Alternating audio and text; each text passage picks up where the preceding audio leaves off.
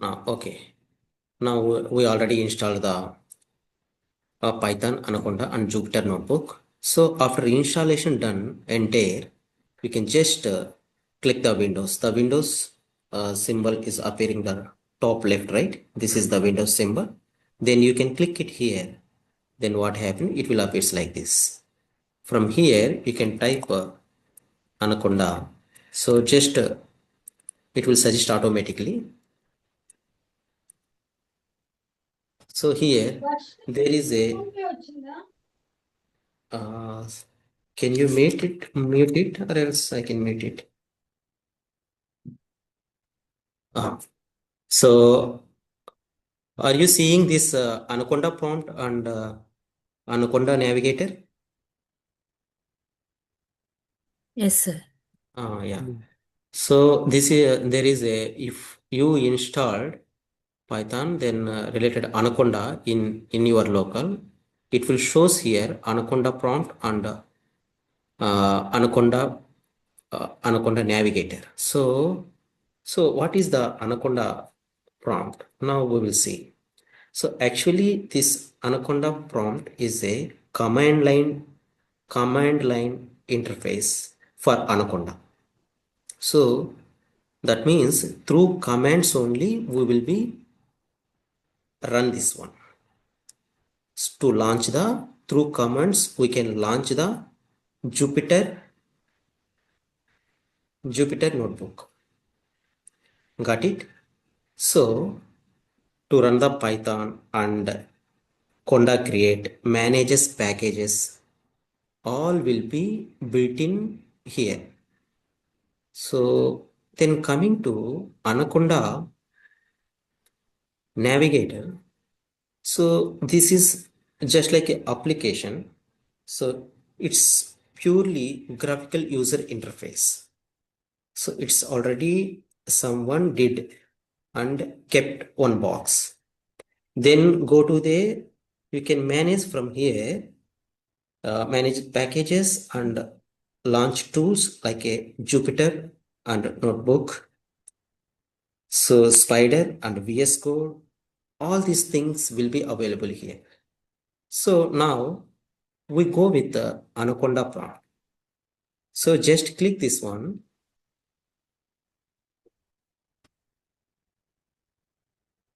Is this visible? Yes, sir. Yeah. So now coming here, you can remember whenever you can navigate command line, just you have to type the command Jupyter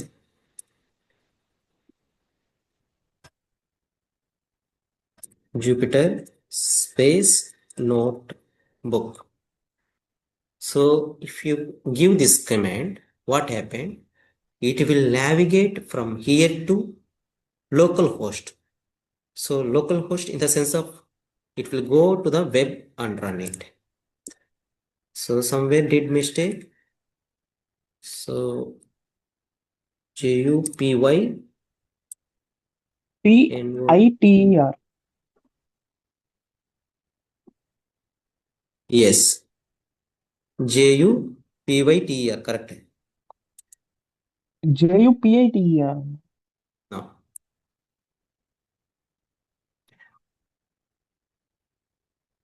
so this is the command. You have to remember this command. So JUPYTER. Okay, got it? JUPYTER, Jupyter. So this is the command. So what happened here? It will shows to here localhost and there is a URL here. So when we are working like a front end side, then we get URL, right? The same way you can get it here. Now coming to here, it will show the what are the files are there in my local and it will be displayed here.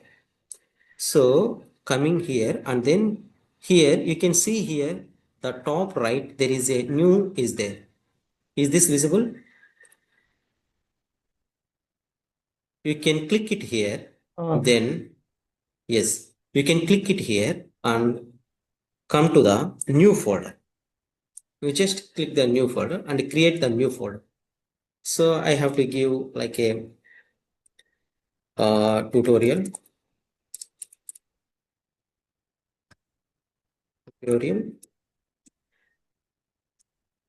So like this, I have to give. Then give enter.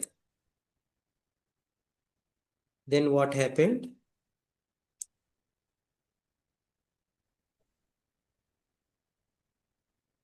So it will navigate here.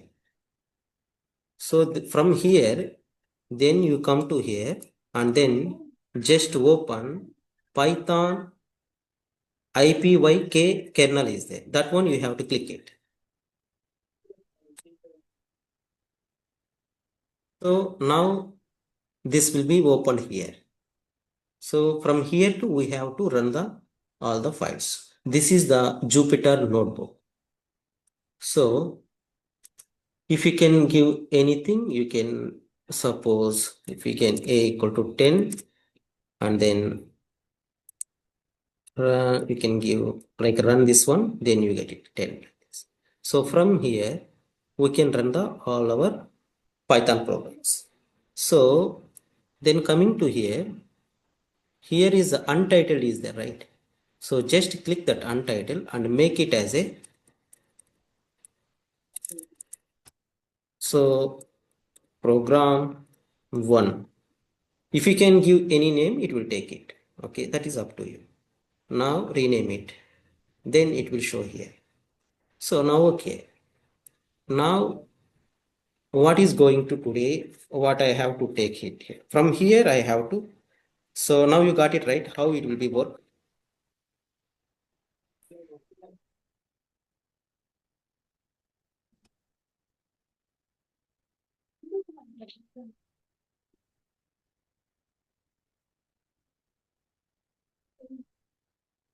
Open the command prompt and then here I have to open the notepad.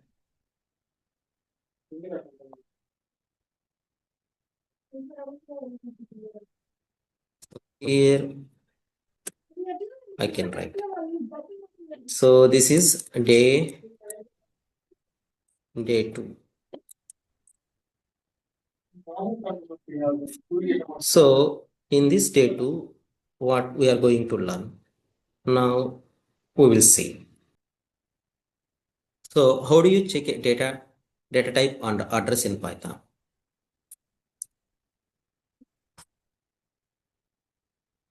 Suppose I have to give a equal to 10. Then if I have to give x equal to 9.50 or 3, whatever, I have to take the float number and s equal to, I have to give some value like a company name like that, like that. So I have to declare a variable and assign the values. This is the variable declaration, right?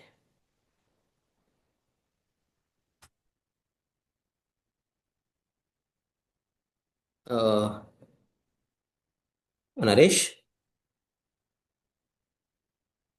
Sir. Yeah. This is the variable declaration, right? Yeah. Yeah. So these are the variables. These are the values assigned to the particular variables. Now coming here. So we have two methods actually. Check the address and check the data types. The first one method is address check. Second one type. So address check. So we have to give ID method we have. Then coming out, then we have type method.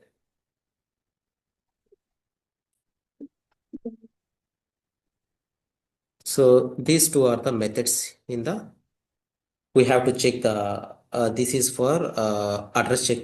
This is for check the data type.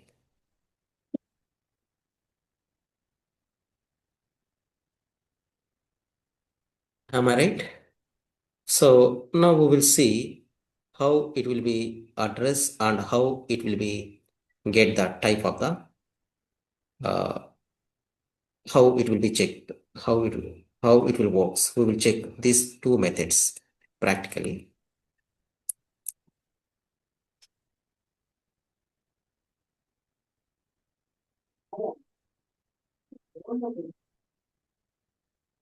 Here I have to take suppose A equal to 50. Okay. So now I have to type method I have right in Python. I'm going to use this type method and pass the variable like this. And if you want to run this command, shift enter. So it's showing that it is a integer type. Okay. Suppose if you want, I want to know the address of the variable. So what is the address of the variable method? Naresh? ID?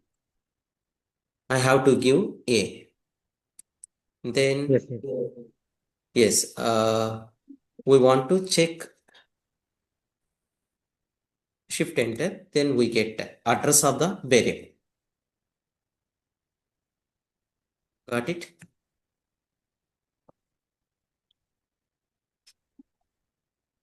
Now here, so this is the what ID method we are going to use the particular variable address to check type. So the declared variable which data type, that one we can find it through the type method. Okay, these two are the very important in the programmatically. So do you know in Python everything in object only. So now we will see how to find the address of the variable as well as the data type of the variable. How to find, we can just now we saw it, right? If you want to declare a variable, you can check type of the variable and address of the variable through these two methods. Suppose, do you think do you think to declare like this, is this efficient programmer? Is this easily understand everyone? You can declare like this. No, sir. Why?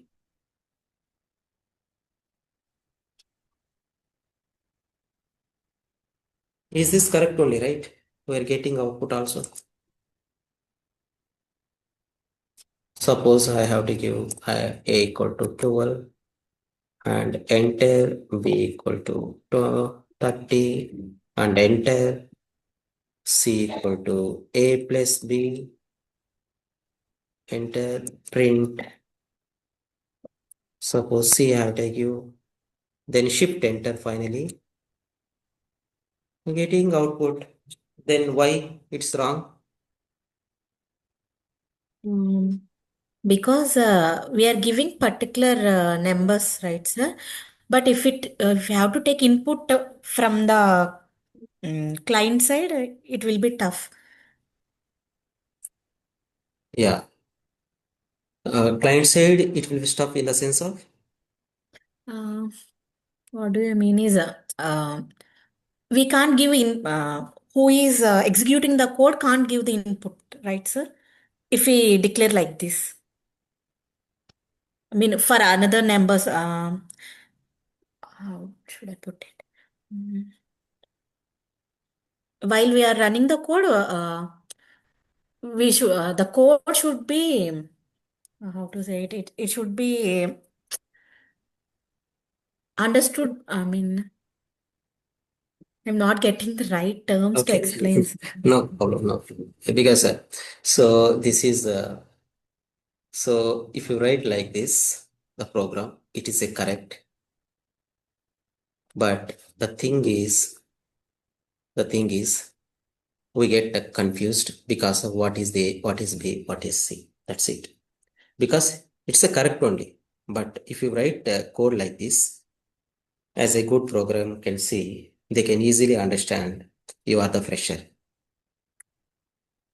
So what I mean to tell here, so there is a naming is the must and should. So if you write this, what is A, what is B, what is C, we didn't get right. So that's why I'm saying here. So for that, going to introduce here. So clear idea about this on this. So we have to use what is the variable and how to declare variable and how to check the variable. So these things we saw here, how to, what is variable and this is the variable and we can assign the variable value to the variable and how to declare variable, how to check the variable we saw. But coming to here, this is less usage in the future, but this is mostly useful to the future. So actually, generally in a programming, variable should be meaningful name. So if you write any variable, it should be a meaningful. So here there is no meaning. Suppose if you write like this, suppose I have to declare the variable name like EA underscore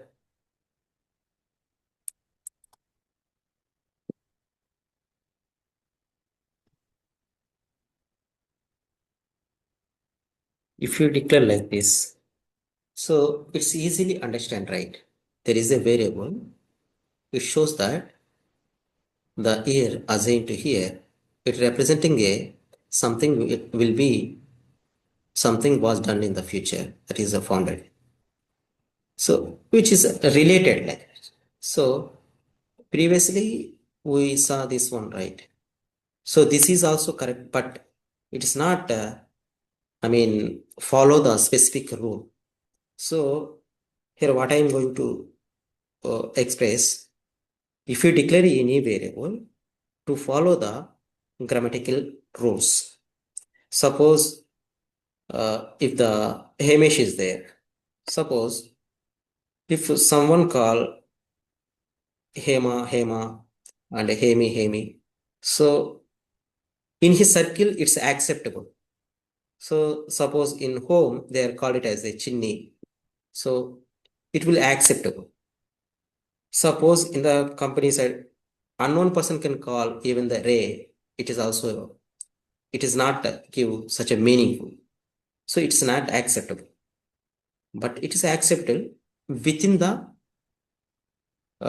as a initial days you can practice. It will be good only. So, but not in the in future if you are going to involve in a very big project.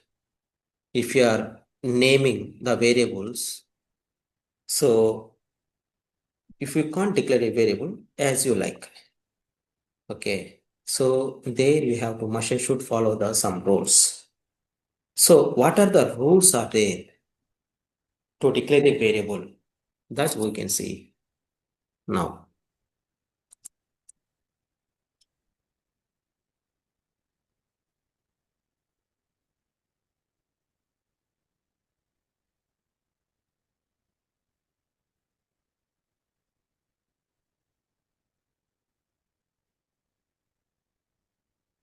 Uh, You find any difficulty here?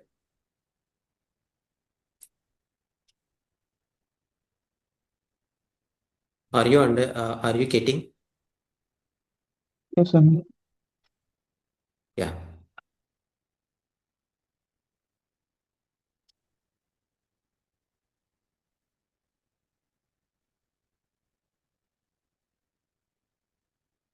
So there is a rules are there.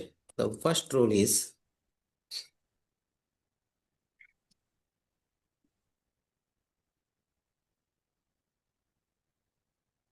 provide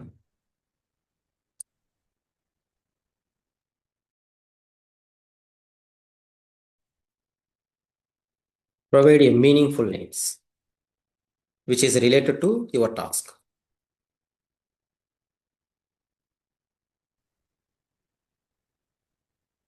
Suppose, do you think like this? If you can write A equal to 10 and B equal to 40,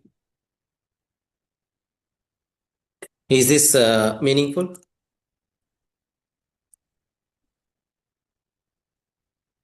Is this meaningful?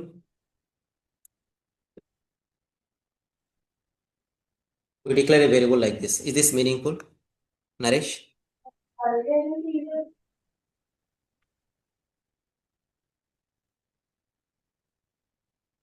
Uh, Hamish, is this meaningful?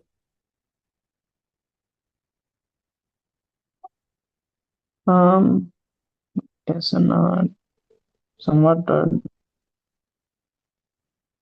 Is this meaningful to declare? Is this correct to declare? So if you involve, then Uh, it is a good to somewhat doubtful. ah. So is this meaningful, Naresh? Yeah, I think yes, correct only because we are giving the separate values now that for A we are giving 10 and B Ah, we are yes, giving 40. So that's why. yes. But what I told you, like this, if you declare like this, people can easily understand you don't have experience. That's it. Right. But it is correct only, but there is no meaning. That's it. Okay. So then I Right. ask you one more question. So don't panic. It is just like an interactive session. Okay. Then if you declare like this, Naresh, is this uh, correct?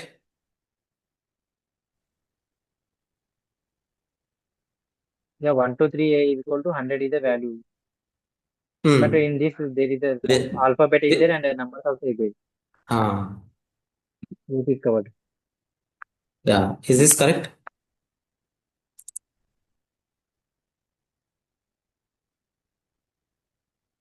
So anyhow, we will check it there. We have Jupyter, right? Sir, we can't declare numeric. Only variables. The voice is, not getting clearly. Hamish, you are speaking? No? Vamsi is speaking. The Yes, Vamsi's sir. network. Ah, okay, network issue, no problem. Okay, suppose 1, 2, 3, and I declare A equal to 100. Okay, what is the shortcut key to run this one?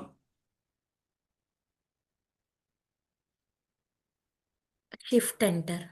Ah, correct. So if I give this one, I getting a error here. What is this error? Invalid decimal literal. So here I declare the variable like this, but what I did mistake here, there is a number is there is a character is there, both mixed and declared like a variable, it won't be accepted. So that means my variable should start with a number. This should not be happened. So what I'm going to tell you, any variable can declare initially start with number, it's not a good thing. It's not a rule. This is against the rule of the variable declaration. So now we will see.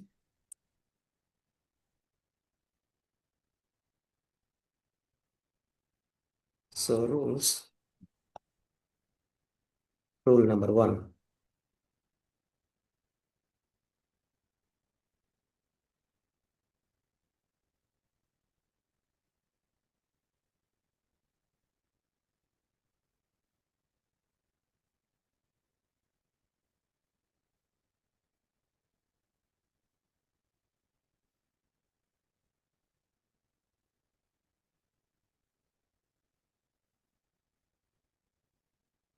So variable name must start with a letter or underscore.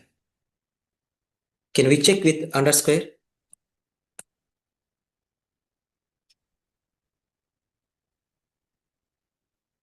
Suppose. Sir, I have a doubt.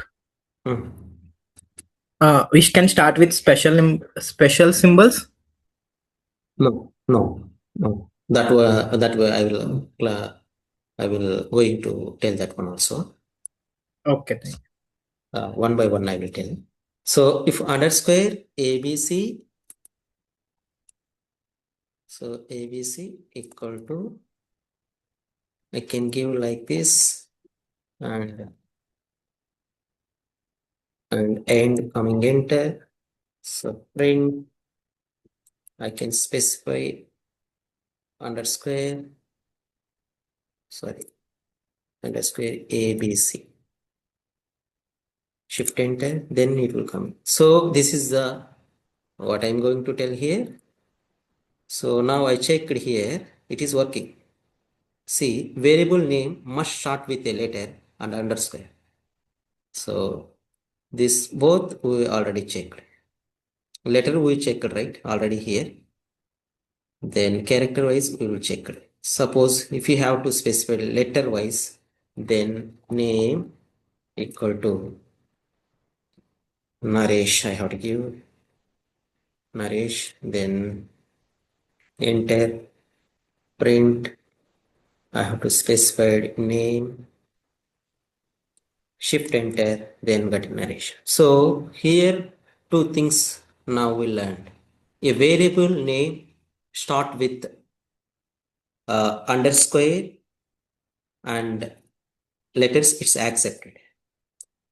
Underscore is accepted, letters also accepted here. So this is the first rule we have to remember. Then coming to here, then second one. So contain whole numbers,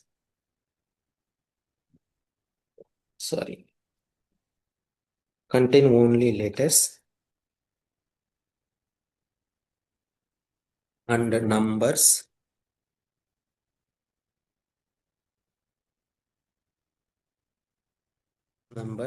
and underscore.